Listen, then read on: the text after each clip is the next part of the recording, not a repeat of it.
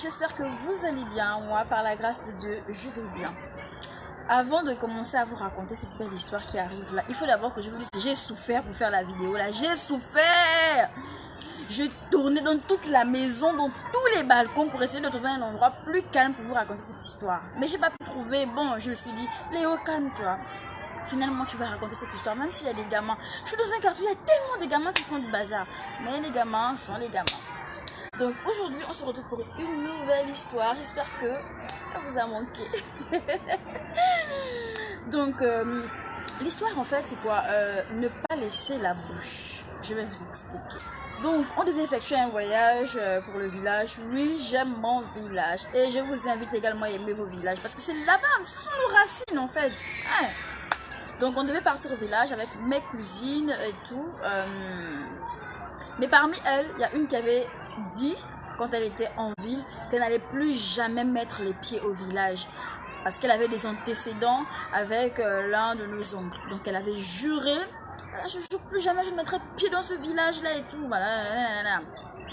Des années après, elle a omis d'enlever la bouche. Le fait déjà qu'elle dise ça, je vous explique, ça veut dire qu'elle laisse la bouche en Afrique.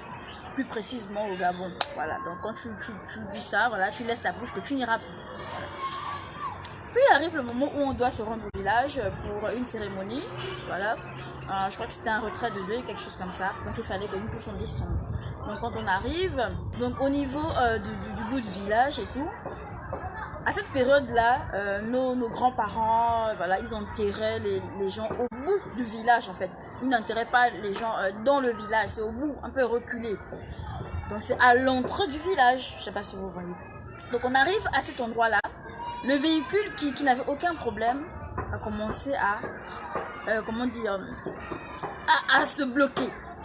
Le chauffeur pousse, il roule. Rien à faire. Donc voyant cela, le chauffeur dit, bon bah on va, vous allez descendre et puis on va essayer de voir, je vais essayer de trouver une solution, peut-être que c'est la voiture qui a un souci. Tenez-vous bien. On descend, tout et tout, voilà, on marche, on traverse bien la limite du village. Mais quand arrive ma cousine, Dieu, ma cousine qui avait laissé la bouche, qu'elle devait mettre les pieds au village, elle ne traverse pas. C'est pas un pont, il n'y a pas une rivière, c'est une route, c'est normal en fait. Je sais pas si vous voyez, c'est hyper traumatisant en fait. Nous tous on passe bien, mais elle n'arrive pas. Au début on pensait qu'elle blaguait. On dit, tu fais quoi? Bon, je peux pas donner le nom, on va l'appeler Tatiana. Tatiana, tu fais quoi en fait? Traverse. Elle dit, je n'arrive pas. On lui dit quoi? Tu nous prends pour des malades quoi? Elle dit, je n'arrive pas. On avait un cousin. Le cousin traverse bien la limite du village. Il tient la main de Tatiana. Il tient Tatiana. Il se rend compte que lui, il arrive à passer. Mais elle, rien. Il attire. Mais Tatiana, tu fais quoi en fait? Elle dit, je ne fais rien. Je suis pas plus lourde que toi en fait. Je n'arrive pas à traverser. Et là, le chauffeur comprend que c'est un problème de tradition. Vu que c'est un homme qui fait toujours la route et il connaît bien le village, du coup il demande à Tatiana, ma fille, qu'est-ce qu'il y a? Est-ce que tu as un problème avec les membres de la famille ou bien tu as laissé la bouche et tout? Elle dit, je sais pas, en tout cas j'avais eu des problèmes avec un oncle en 2000, c'était en 2000 combien? 15. En 2015, parce que nous on a effectué le voyage en 2018. Voilà.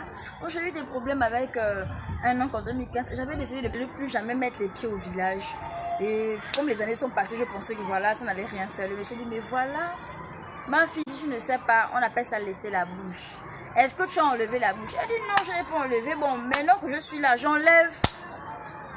Elle essaie de passer, rien. En principe, ça suffit pas. C'est comme ça, le monsieur, Dieu merci, hein, vraiment Dieu merci, on était à la limite de notre village, donc on pouvait arriver, on était déjà au village en fait. Le monsieur dit, bon, allez voir l'un de vos parents pour qu'on puisse délivrer votre soeur là. Ah, le monsieur, allez expliquer. Bon, le plus grand de tous, mon grand frère, mon grand cousin, il est parti. Bon, les parents étaient à côté de lui, oh, bon arrivée, mais comment tu venais? Les autres sont restés bloqués, il a expliqué.